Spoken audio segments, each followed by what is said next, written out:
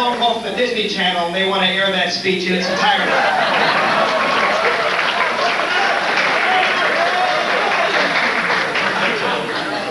George, for the record, my feelings is not a chair off the road. It's a 1/8 motherfucking slim. Thank you. Yes, sir.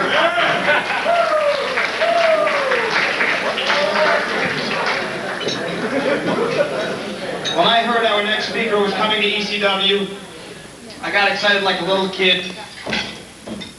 I'd never met him personally. I'd only seen him on television. He's a phenomenal athlete. He's extremely young. He's only going to get better and better and better, and besides being awesome in the ring, he's a hell of a guy to be around. I thought you'd never introduce me.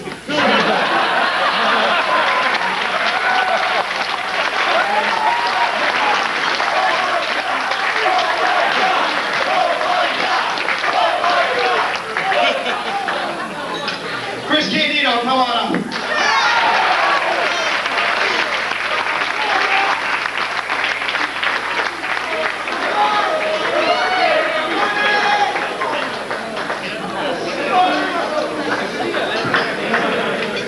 Hey, Flora! What's up? I had to bring Candido with me so I'd be over at least a little bit.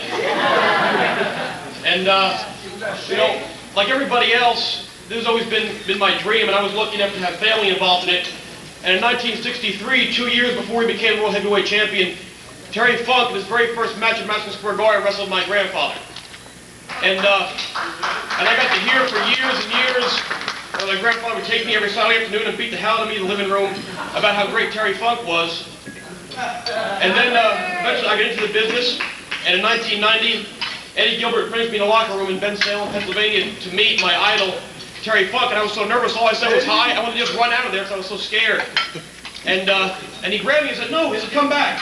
And he sat there, and Terry Funk actually talked to me for like a half hour, and I've been around the business my whole life, and I had met, you know, Andre and all these other guys. I sold programs with Foley when I was 9, but nothing meant anything to me like when I got to meet Terry Funk. And he told me something that night that I've tried to always live by, and I don't know if I've been able to, but he said that where there's 10 people for 10,000, make sure you give 110% every single damn time. And I was lucky enough to become friends with him and travel with him for a few times. And one night, some other promoter, Dennis Candido, he was running the show, and Terry seemed to have locked his bag in Dennis's trunk or something because he couldn't find the keys, and we wanted to go to Denny's. And Terry didn't want to wait to eat, so he went right to that damn Denny's in his boots, just trunks, no shirt, blood all coming down. He was hungry. He walked in a slam. Oh, have a piece of tape. Oh, and a piece of tape on his head. And he was so embarrassed. He sat there at the table with his head down. He said, I can't believe it. In 25 years, I've never gone to a building like this. All over myself and my trunks and my boots. And I felt so bad for him. I was embarrassed. He had to sit there in an outfit. And then I had the opportunity a few days later to talk to his brother Dory. I told Dory that story. And then there was that few minutes of silence that you get when you talk to Junior. And then Dory said, but he's so full of shit. He told me, Terry, that he would take you and your dad, only because we'd go straight to the building, right to the airplane. He's like, oh, look, my brother, he's hurt, he's bleeding, we need to get first class real quick, we get on the plane, and then we'll get first class tickets, we're going to the building straight, so you lied to me. But there's no doubt that this man is the greatest of all time.